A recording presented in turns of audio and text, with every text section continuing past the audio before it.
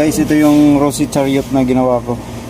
So, ang naging problema nito ay yung sa charging. So, walang charging.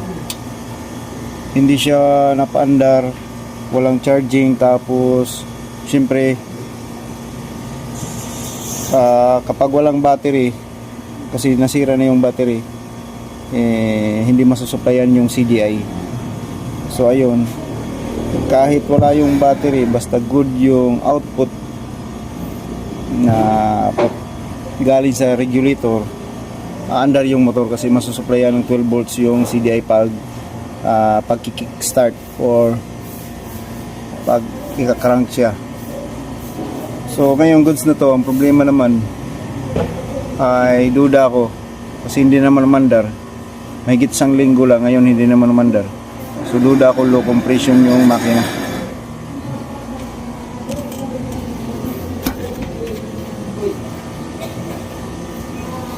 Bukan natin ano. So yan, duda ko low compression yung makina. Kasi pag i-kick ko siya, kakaiba na. Pag kinakailangan kumagat kasi nag-i-slide yung kick. Ayan, kumagat na siya pero yun. Mahina yung compression. So, mayroon akong compression tester, iti-test ko. So, para lumakas yung redundo ng makina, i-charge ko muna yung battery kasi palubat na siya. Dahil ilang beses nga trinay na paanda rin. So, i-charge ko to para mas maganda yung redundo. Para matest ko ng maayos yung compression yung makina.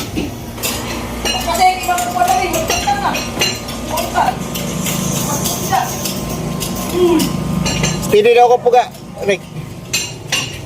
Steady lah, saudara. Ya aku lagi sumo na po. Pagkali ko ada. Okay.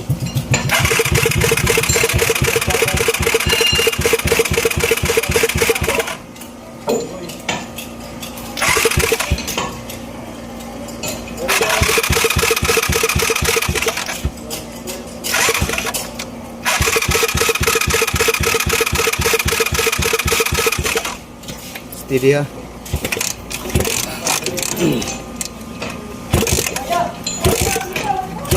Uga na itong duro.